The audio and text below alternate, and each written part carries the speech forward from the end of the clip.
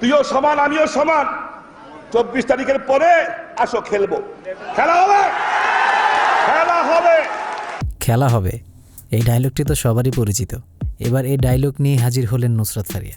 অনেক দিন ধরে নতুন কোনো ছবিতে অভিনয়ের খবর নেই ঢালিউড তারকা নুসরাত ফারিয়ার।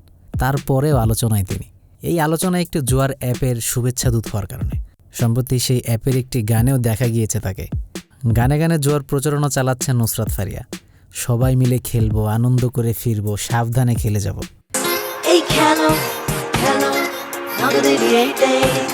এমন কথার একটি গানের জমকালো পরিবেশনায় অংশ নিয়েছেন নুসরাত ফারিয়া।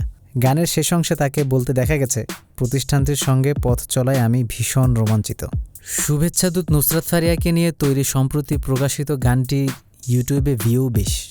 ভিডিওর বর্ণনায় লেখা হয়েছে, শুভেচ্ছাদূত নুসরাত ফারিয়ার অফিসিয়াল গানের ভিডিও, বাংলাদেশের নিরাপদ প্ল্যাটফর্ম। এদিকে জুয়ার অ্যাপের শুভেচ্ছাদূত হয়ে প্রচারণার জন্য নুসরাত ফারিয়ার সঙ্গে যোগাযোগ করা হলে এই বিষয়ে তিনি মুখ খুলতেও রাজি হননি। এর আগে জুয়ার প্রতিষ্ঠানের পণ্যদূত হিসেবে নাম লেখানোর খবর এসেছিল ঢাকাই সিনেমার আলোচিত অভিনেত্রী পরিমণির। প্রতিষ্ঠানটির একটি বিজ্ঞাপন চিত্রে মডেল হিসেবেও দেখা যায় তাকে। জানা গেছে, বাংলাদেশের আইনে যে কোনো ধরনের জুয়া ও বাজি ধরা নিষিদ্ধ, তাই এর প্রচারণাও নিষিদ্ধ করা হয়েছে।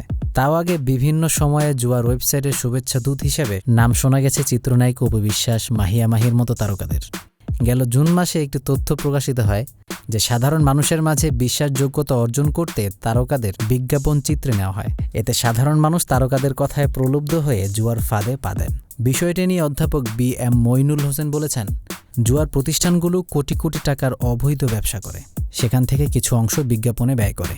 তারকারাও নৈতিক ব্যাপারটা মাথায় রাখছেন না। আরও একটি তথ্য উঠে এসেছে, বাংলাদেশিদের লক্ষ্য করে জুয়ার বিজ্ঞাপনে বছরে আনুমানিক 15 কোটি টাকারও বেশি ব্যয় করা হয়। তবে প্রকৃত ব্যয় আরও বেশিও হতে পারে, এমনটাই জানিয়েছে ডিসমিস ল্যাব। অনলাইন জুয়ার মাধ্যমে বিপুল অঙ্কের টাকা পাচার করা হচ্ছে বলেও দাবি করেছে। খেলায় চলছে জুয়ার বিজ্ঞাপন, দেখেও যেন কেউই দেখছে না। বাংলাদেশের সংবিধানে 18 অনুচ্ছেদে জুয়া খেলা নিষিদ্ধ করা হয়েছে।